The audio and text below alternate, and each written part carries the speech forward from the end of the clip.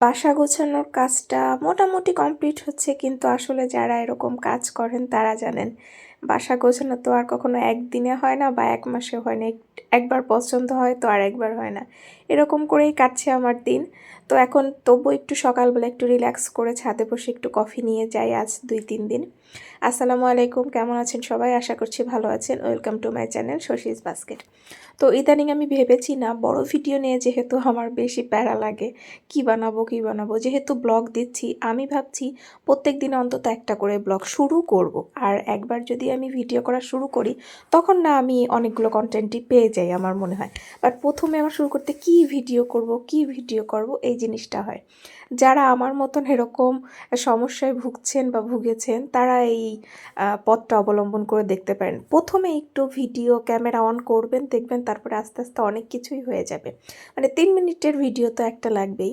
আর রিলসের ক্ষেত্রে আমি বলবো যে, আমি জানি না আপনাদের কি হয়, রিলস বলে অনেকেই যে অনেক টাইম লাগে, বাট আমার অত টাইম লাগে না রিলস করতে। আমি যদি মোটামুটি ঠিকঠাক করতে পারি তাহলে আমার হয়ে যায় তাড়াতাড়ি। তো এই যে সকালে কফি খাইলাম, কাজ করলাম, তারপরে দুপুরের খাওয়া দাওয়াও করলাম, আর বিকালের দিকে একটু বের হব। রেডি হয়ে বসেছিলাম, আমি আগেই রেডি হয়ে গিয়েছি। ফ্রেন্ডের সাথে যাব ঘুরতে, ওর একটু দেরি হচ্ছিলো, এই জন্য আমি বসে কী করব ঢং করছিলাম। পরে বাসা থেকে বের হলাম, এই যে দেখেন রাস্তার অবস্থা। মাঝে তো মানে কিছুদিন আগেই 2 পাশে গর্ত ছিল, সেখানে এখন বালি দিয়ে দিয়েছে। মানে এত বাজে অবস্থা রাস্তার, যা বলার বাইরে, মানে বলে বোঝাতে পারবো না। আমি এইটুকুন, মানে কোনো গাড়ি যায় না, কোনো ভ্যানে যদি উঠতে যাই ভ্যানওয়ালা বলে না ওই ভাঙা রাস্তায় যাব না। এত মানে লজ্জাকর অবস্থা, কি বলবো। তো আজকে আসলে বেশি ভিডিও করিনি, আজকে বেশিরভাগটাই, এর আগে একদিন ঘুরতে গিয়েছি বেশি ভিডিও করেছি, গল্প কম হয়েছে। আজকে অনেক গল্প করলাম, তো মাঝখানে একটু ফাঁকে ফাঁকে একটু ভিডিও করেছি। তো এই যে রেস্টুরেন্টে এসে আবার বসলাম। একটা পার্ক বলতে আপনারা তো যারা আমার ভিডিও দেখেছেন তারা দেখেছেন, ফার্ম বলি, কৃষি ফার্ম। ওখানেই আমাদের একটু খোলামেলা জায়গা আছে ঘোরার মতো।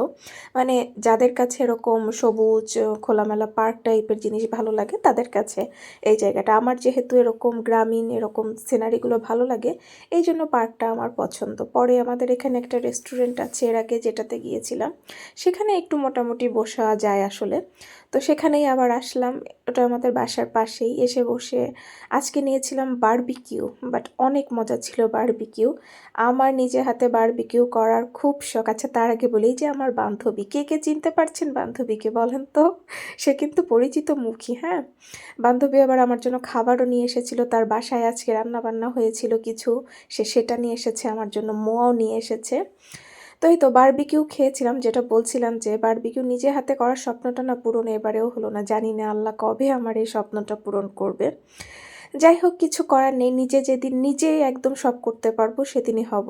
যে অন্য কেউকে যদি বলি যে এইটা করবো, এইটা আমার শখ, তাহলে না হয় না। এটা করা উচিত না, অন্যের উপরেও চাপ পড়ে, আবার নিজেরও শখ পূরণ না হইলে তখন খারাপ লাগে। এই জন্য নিজ দায়িত্বে নিজের শখগুলো নিজেরই পূরণ করা উচিত, তাই না? আপনাদের কি মনে হয়?